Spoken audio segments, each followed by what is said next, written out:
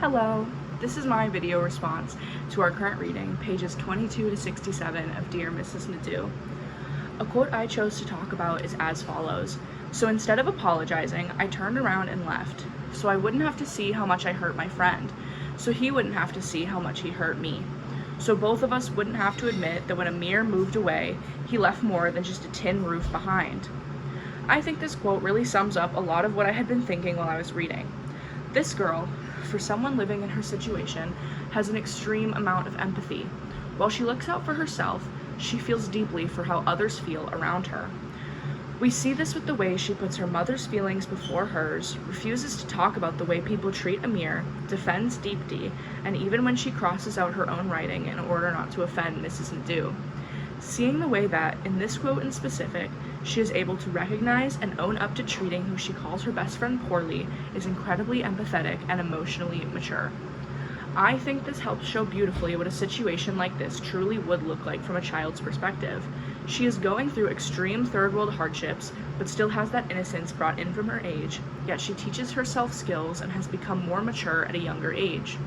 Still, the childlike naivety is still present. She is hopeful and kind, as well as selfless in many situations, but also has a childlike thought to it all. This brings me to another quote I found interesting to add on to this point. In the text, Sarajini says, "As I was leaving, she turned to Nimisha Auntie and said, 'Bad enough she always was with that Muslim boy. Now this. But what do you expect from a girl with no father?' Sarajini is still the way she is, despite the adults around her talking in such prejudice like this out in front of children. These things are incredibly harmful, as we all know them to be, especially about children themselves. This quote can clearly show that if adults are speaking like this around her and other children, they are more likely to have to face prejudice and hardships head first. However, I think the way Sarajini feels about people saying these things about the people she loves is very courageous, even if she thinks she isn't.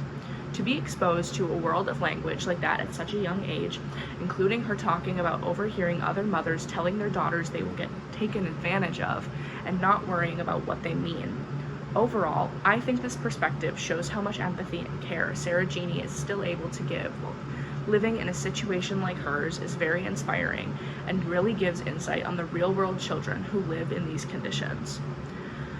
That was my insight on what we read. I think that it really did show a lot of empathy within her. We see a lot of that with, she has been crossing out like Mrs. Nadeau in the past reading that we read, but I think that this one really showed, especially when Deepti was introduced. I think that Deepti's story compared to Sarajini's, while we as Americans who don't see stories like Sarajini's in our country a lot,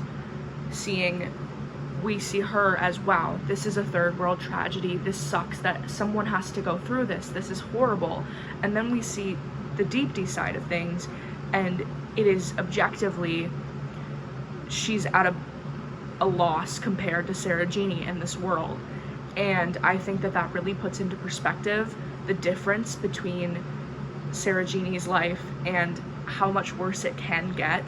And I think that as like someone who doesn't go through that was really eye-opening to see, and someone that doesn't see that every day, that was really eye-opening to see. I really think that seeing it through a child's perspective is very important, because it is very unfiltered at the same time as being very emotionally thought out.